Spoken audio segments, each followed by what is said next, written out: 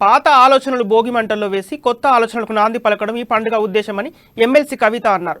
భోగి, సంక్రాంతి, కనుమ పండుగలను అందరం ఘనంగా జరుపుకుంటున్నామన్నారు.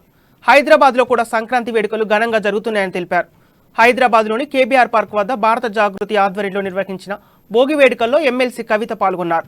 మనలోని ప్రతికూలతలను విడిచిపెట్టి నూతన ఉత్సాహంతో ముందుకెళ్లాలని పిలుపునిచ్చారు. తెలంగాణ జాగృతి నుంచి భారత జాగృతిగా రూపాంతరం చెందాక మొదటి సంక్రాంతి వేడుకలు జరుపుకోవడం చాలా సంతోషంగా ఉందని చెప్పారు.